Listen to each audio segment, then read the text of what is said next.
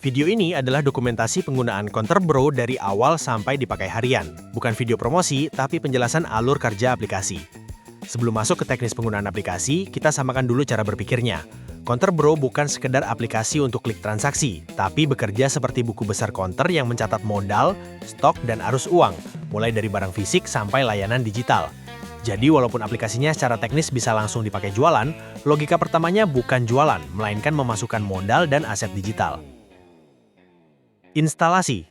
Setelah mendapatkan link dan mengunduh filenya, silahkan ekstrak filenya. Di dalam folder akan ada 4 file, 3 file berformat teks yang kemungkinan besar tidak akan dibaca, dan 1 file berformat .exe. File exe inilah installernya. Cukup jalankan 1 file itu saja. Setelah instalasi selesai, aplikasi akan meminta kode aktivasi.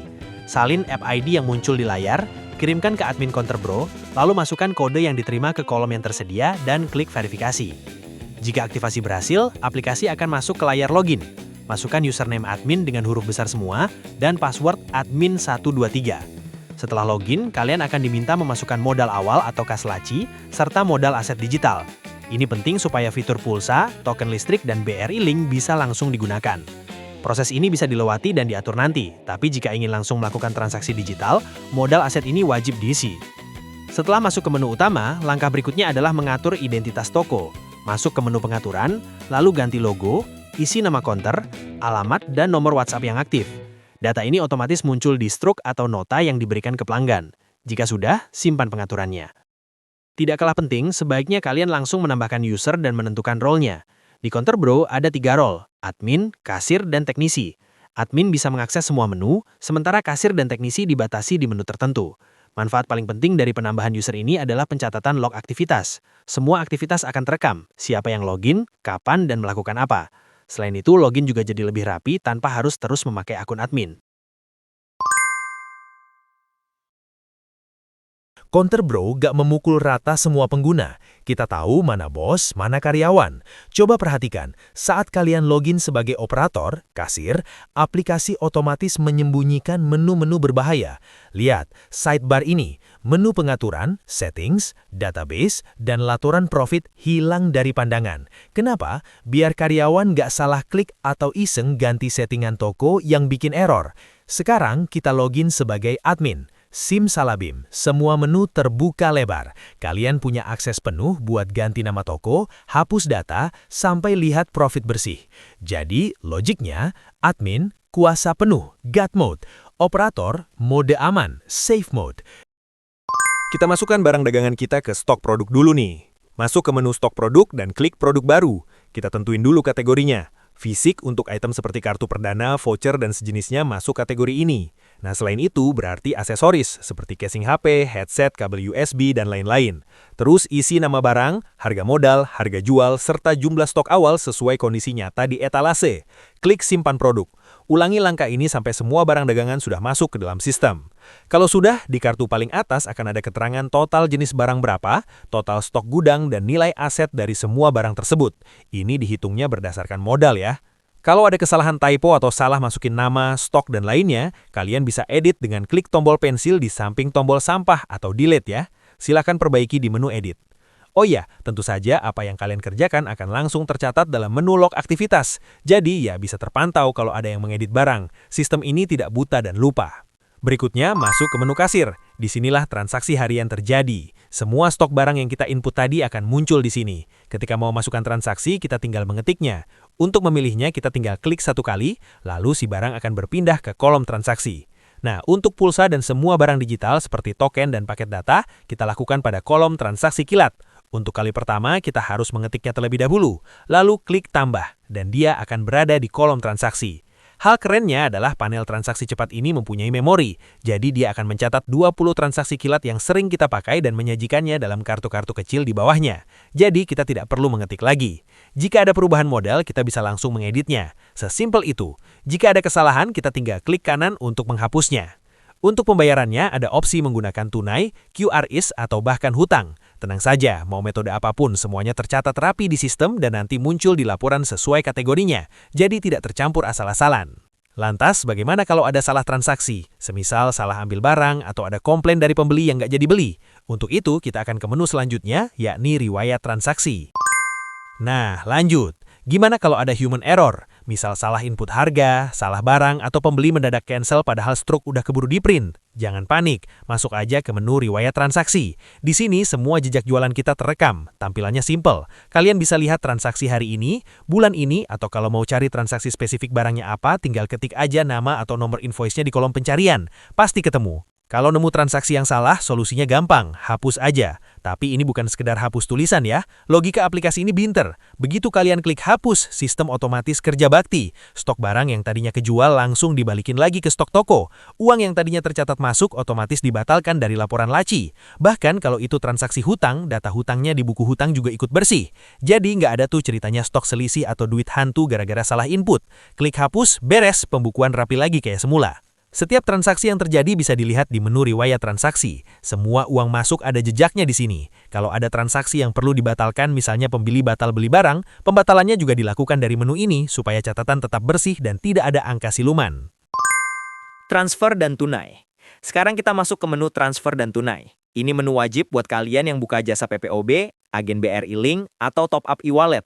Di sini ada dua kartu besar. Sebelah kiri buat transfer uang, kirim duit, sebelah kanan buat tarik tunai. Kita coba yang transfer dulu. Alurnya simple banget. Pertama, pilih dulu sumber dana. Mau kirim pakai bank apa? BCA, BRI, atau saldo OVO. Pilih aja di drop-down atas. Masukin nominal transfer yang diminta pelanggan. Lalu isi biaya admin kalian. Nah, perhatikan panel biru di sebelah kiri ini. Saat kalian ngetik nominal dan biaya admin, sistem otomatis ngitungin total terima cash. Kalau tarik tunai juga sama pintarnya. Kalian tinggal pilih mau terima saldo di bank mana. Misal ada yang gesek EDC BRI. Masukkan nominalnya, dan sistem bakal kasih tahu berapa uang cash yang harus kalian keluarkan dari laci. Klik proses, dan transaksi selesai. Saldo bank otomatis kepotong atau nambah, dan uang di laci fisik otomatis tercatat rapi. Servis HP. Oke, sekarang kita masuk ke fitur andalan. Di Counter Bro, manajemen servis punya alur sendiri yang rapi. Kita pakai contoh kasus ya. Misal ada pelanggan, namanya Ucup, datang bawa HP Redmi Note 10 dengan kondisi LCD pecah. Pertama, klik tiket baru. Di sini kita catat datanya lengkap. Data user, nama Ucup, dan nomor WA-nya. Data unit, tipe HP, IMEI atau SN biar nggak ketukar, dan keluhannya apa. Pilih teknisi. Nah, ini penting. Kalau kalian punya karyawan teknisi, kalian bisa assign tiket ini ke dia. Jadi ketahuan siapa yang ngerjain. Begitu disimpan, tiket si Ucup masuk ke tab antrian, pending. Kalian bisa langsung catak nota tanda terima. Satu buat Ucup, satu tempel di HP-nya. Jadi gak ada tuh drama HP hilang atau ketukar. Sekarang teknisi mulai kerja. Tinggal ubah statusnya jadi diproses. Pas HP udah jadi, teknisi tinggal update lagi statusnya. Nah, perhatikan logik canggihnya di sini. Pas diubah statusnya jadi selesai, sistem bakal nanya rincian biayanya berapa. Kalian bisa isi modal part, misal harga beli LCD 200.000, total biaya ke user, misal kita tagih 350.000, sistem otomatis ngitung profit bersih kalian adalah 150.000. Simpan, dan kalian bisa kirim notifikasi via aplikasi ke WA Ucup kalau HP-nya udah kelar, kalau fitur WA aktif.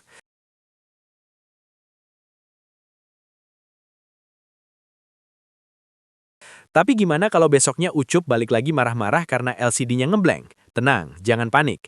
Cari tiket si Ucup tadi, lalu klik tombol garansi atau komplain. Ada dua skenario. Garansi, servis ulang. Kalau kita gantiin LCD baru tanpa biaya, pilih menu garansi. Sistem akan buat tiket baru dengan harga Rp0. Stok LCD kita berkurang, tapi omset gak double. Refund, uang kembali. Kalau Ucup minta duit balik, pilih refund. Sistem otomatis memotong saldo laci kasir kalian dan mencatatnya sebagai pengeluaran refund.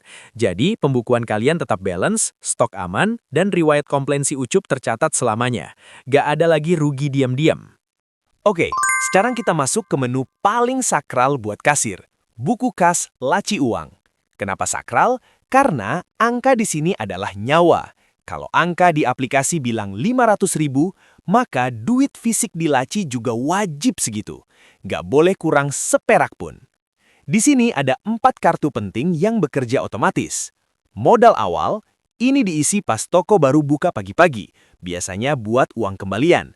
Kalau mau ubah, tinggal klik, masukkan nominal duit receh di laci. Tunai masuk, nah perhatikan ini. Kolom ini cuma menghitung uang tunai dari hasil jualan. Kalau ada orang beli tapi nutang atau bond, atau bayar pakai QRS, angkanya gak akan masuk sini. Jadi sistemnya pintar. Dia tahu mana duit yang beneran masuk laci, mana yang cuma angka di bank. Terus gimana kalau kita mau ambil duit laci buat beli bensin atau makan siang? Jangan ambil diam-diam. Masuk ke kartu pengeluaran, klik catat. Masukkan nominal dan keterangannya. Misal beli lakban 10.000. Otomatis saldo laci di aplikasi berkurang, tapi profit penjualan di laporan tetap aman. Jadi uang operasional dan uang modal barang gak kecampur aduk. Terakhir, lihat angka kuning besar ini. Sisa laci, fisik. Tugas kasir tiap tutup toko cuma satu. Hitung duit di tangan, pastikan sama persis dengan angka ini.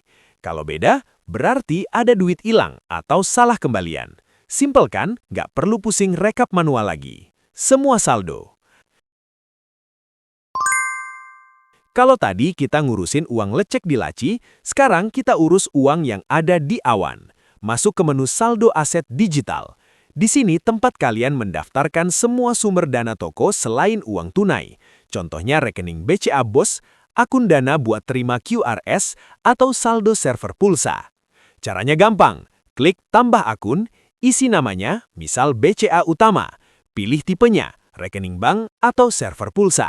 Kalau ada saldo awalnya, langsung masukin aja biar pembukuan klop dari hari pertama. Perhatikan, di sini laci kasir tidak akan muncul. Sistem sengaja memisahkan biar kalian nggak bingung mana uang fisik yang bisa dipegang, mana angka digital. Fungsi menu ini vital banget. Kenapa? Buat jualan pulsa, kalau saldo server pulsa di sini kosong, kalian nggak bakal bisa transaksi pulsa di menu kasir. Buat tampung QRS, kalau pelanggan bayar pakai QRS, duitnya bakal nambah otomatis ke saldo bank yang ada di sini, bukan ke laci fisik. Kalau ternyata ada selisih saldo bank, misal kepotong biaya admin bulanan bank yang gak kecatat, kalian bisa klik tombol edit atau ikon pensil untuk koreksi saldo manual. Atau kalau rekening yang udah ditutup, tinggal hapus aja. Aman.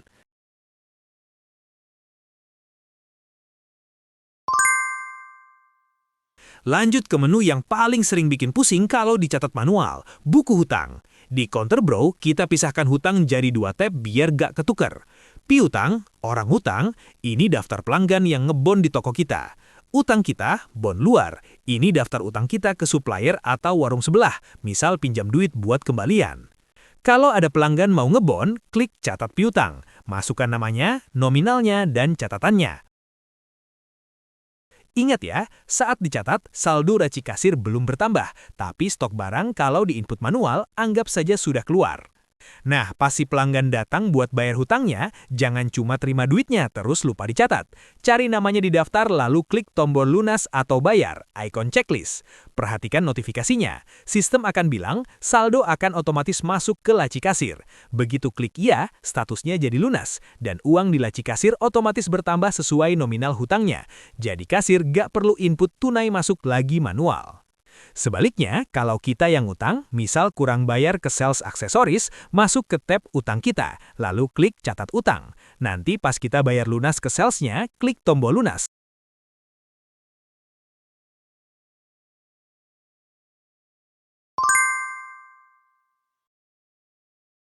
Laporan.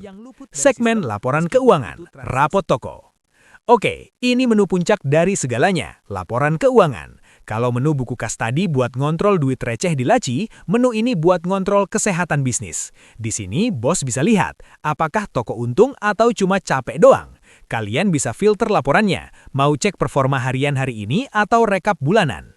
Perhatikan kotak-kotak statistik ini. Sistem Counterbro otomatis memisahkan 3 jenis uang biar gak ada dusta di antara kita. Omset total, nilai kotor semua transaksi. Profit bersih, keuntungan murni, harga jual dikurangi modal. Jadi gak perlu hitung manual lagi. Rincian pembayaran. Nah, ini kuncinya. Sistem memecah omset kalian menjadi tunai, cash, QRS, bank, dan bond, piutang. Jadi kalau omset 1 juta tapi duit di laci cuma 200.000, jangan panik. Cek di sini. Mungkin sisanya masuk QRS atau di hutang orang. Segmen khusus, Cetak laporan, PDF. Buat laporan ke bos atau arsip bulanan, kalian nggak perlu rekap ulang di buku tulis. Klik tombol cetak PDF. Dokumen yang keluar ini formatnya sudah standar akuntansi toko. Header resmi, ada nama toko dan periode laporan, tanggal atau bulan di paling atas, jadi kelihatan profesional. Ringkasan eksekutif, di bawah judul langsung terpampang total omset, total profit, dan jumlah transaksi. Bos yang sibuk cukup lihat bagian ini aja. Dokumen ini bisa kalian simpan sebagai file PDF di komputer atau langsung print ke kertas A4 buat disetor ke owner. Terakhir, kita masuk ke fitur keamanan paling canggih, log aktivitas. Beda sama laporan keuangan yang isinya cuma angka duit. Menu ini isinya adalah rekaman kejadian. Ibarat CCTV, sistem Counter Bro mencatat setiap klik penting yang terjadi di aplikasi. Tujuannya satu, biar nggak ada yang bisa ngeles. Coba lihat tabel ini, isinya detail banget. Waktu, kapan kejadiannya, sampai ke detiknya. User atau pelaku, siapa yang login, apakah si bos atau karyawan A. Aktivitas, apa yang dia lakukan. Kalian bisa pantau aktivitas toko berdasarkan waktu. Harian, buat cek kerjaan hari ini. Mingguan atau bulanan, buat audit jangka panjang. Atau kalau mau cari kejadian spesifik, pakai fitur pencarian. Atau ketik nama karyawan kalian, misal Ucup, buat lihat si Ucup seharian ini ngapain aja. Datanya banyak banget, tenang, di bawah ada tombol halaman, next atau pref. Sistem nggak akan ngeload semuanya sekaligus biar aplikasi tetap ringan, tapi membaginya per halaman. Jadi kesimpulannya, dengan adanya log aktivitas ini, kasir jadi lebih disiplin dan bos bisa tidur nyenyak